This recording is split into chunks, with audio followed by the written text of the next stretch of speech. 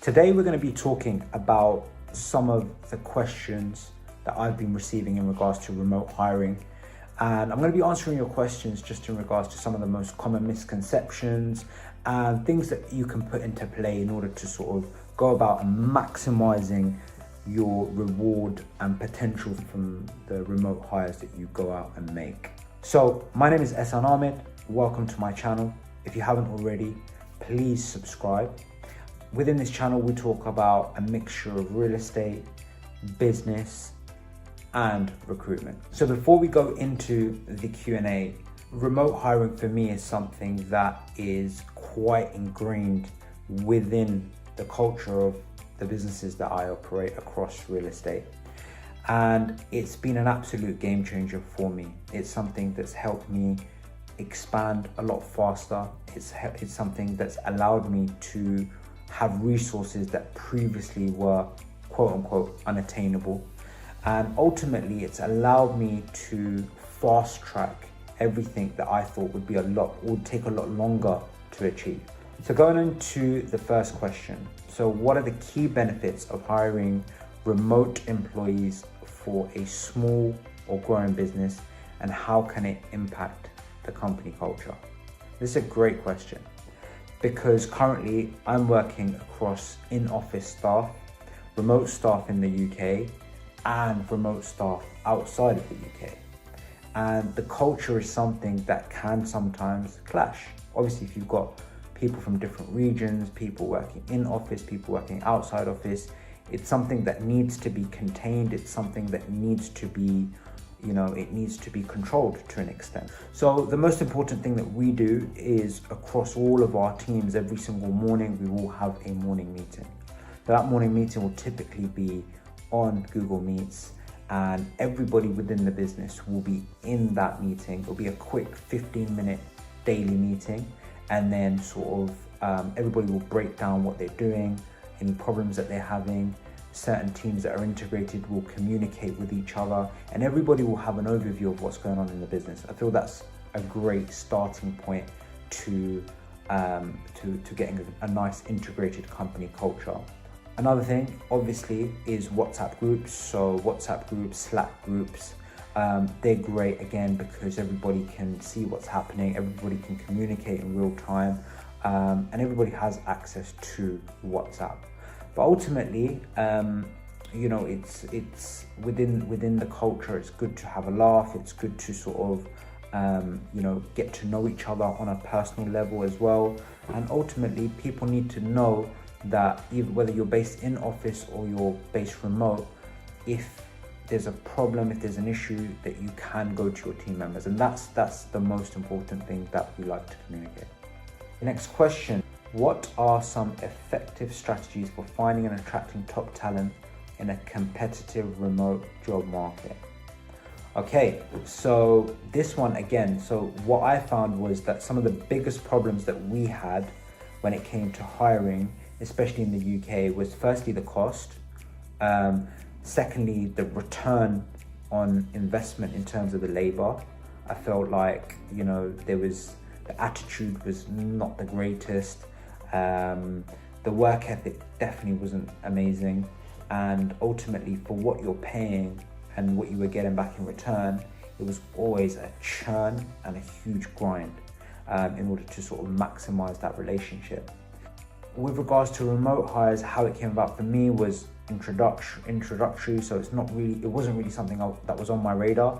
I had tried Upwork, I had tried Fiverr, I think it's called, and these portals were good to an extent, but again, I felt like the people were too business minded. They weren't necessarily, it wasn't relationship focused. I didn't really get a lot out of it. It definitely wasn't something that I could build a business on. It was good for maybe small short-term tasks, I suppose, maybe graphic design, maybe a little bit of data entry, but it wasn't something that I could build on long term. And I also found that some of the good remote staff on these portals were practically the same price as UK staff in office.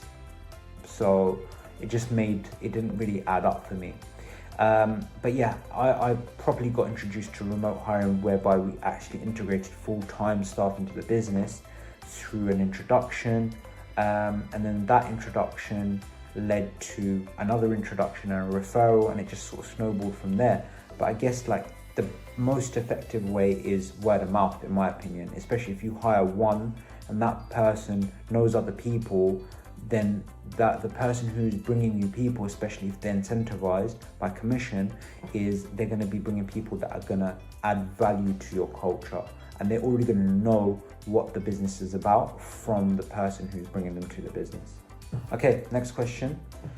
How can businesses ensure seamless communication and collaboration within a remote team, especially across different time zones? I think I've sort of already answered this. So again, morning meetings, WhatsApp groups, Slack groups, training across all areas of the business. Within certain divisions of the business, whether it's remote or in office, should be done at least once a week. And then obviously private communication also. Okay, what are the best practices for onboarding remote employees and integrating them into the company culture? Okay, so with this one, in terms of onboarding, how we typically do it is we hire not based on interview, we hire based on trial. So what that means is we have a first round interview. If that's successful, then they come onto a second round interview. If that's successful, then they're onto a paid trial. That paid trial is generic. It takes into context pretty much everything that we use in the business. So from Google Suite to the CRMs that we use, to everything else that's required in terms of just general day-to-day practice across the board. And then the employee would then carry out certain tasks. They'd use their intuition. We'd set them certain challenges within the task and see how they respond. Based on that trial, we would then go about and hire that individual. So the first week, or first week to the first month actually, they're typically shadowing somebody who's already in the business. So again, typically that could be somebody who's also remote, or somebody in office. Either way, it's done through Google Meets and it's recorded. So the person who is new into the business not only gets something that they are told, they're taught hands-on, but then they've also got training material that they can take from that, make notes on, etc., etc. And then yeah, so like I said, they have effectively a buddy slash mentor who guides them through the initial process of the onboarding side of things, and from there, you know, it's a case of just integrating with everybody else as the work progresses. On to the next question. How do you assess the performance and productivity of remote employees, and what tools or metrics do you recommend? Okay, I think we're a little bit behind here, but I know there's a number of different websites. So you can use stuff like ClickDoctor, I think it is, which is a website where you can go and you can log the time that somebody's sort of logged on from to when they're off the computer. That's quite good. But we don't really go that deep, if I'm honest with you. We sort of do weekly targets. Within the weekly targets, their employee sort of sets their own targets to an extent that, look, I'm going to do X, Y, Z, and then it's the job of the manager of that employee to make sure that those targets and what the employee has stated is in line with expectations, and number two, that it's actually met. And yeah, in terms of metrics, like I said, I would recommend daily reporting for sure. I would recommend reporting on absences. I would recommend reporting on lunch when you come back, starting and leaving. This can be as simple as we have it, which is basically in a WhatsApp group. It doesn't have to be massively complicated. Okay, what are the common challenges businesses face when transitioning to a remote workforce, and how can they overcome these obstacles? So transitioning from a physical in-office workforce to a remote workforce, it's actually quite easy, if I'm honest with you. It's actually very, very easy. It's very, very role dependent. So typically, if the task is back office and it doesn't require face-to-face communication with the customer, which in most roles it doesn't, then that role can be outsourced very, very easily. It's more so sales and customer facing jobs that are harder to outsource, but even they can be done over time. So the major obstacles are just, I would say training, the culture, the processes. It's more so transferring a UK/US culture and dynamic into somebody who's based abroad in Pakistan, Philippines, Bangladesh, wherever it may be.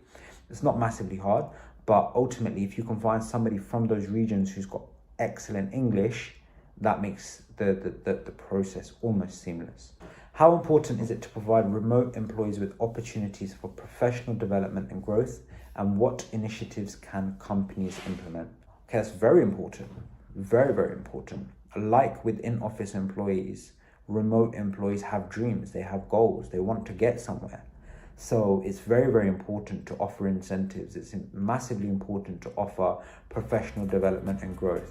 And initiatives that you can implement are typically, what we implement is discretionary bonuses, managing other remote employees underneath them, and yeah, you know, any other sort of benefits that you would give to an in-office employee. Really, it's just a case of making sure that keeping them motivated. That's it. What are your thoughts on the future of remote work trends, and how can businesses stay ahead in this evolving landscape?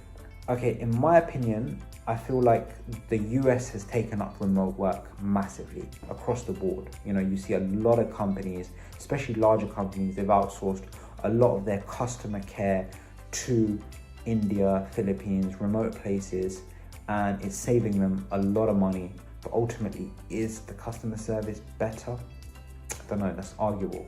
But in my opinion, the UK is massively behind in that regard. I feel like the UK has not really picked up on the remote hiring trend as much as the US. And I feel like there is a gap in the market. I do feel in the future, in the coming years, the UK will adopt that more, especially where in terms of small business, the small business current sort of scale at the moment is that, you know, they're not used to working on a basis where they can hire people remote and grow a lot faster.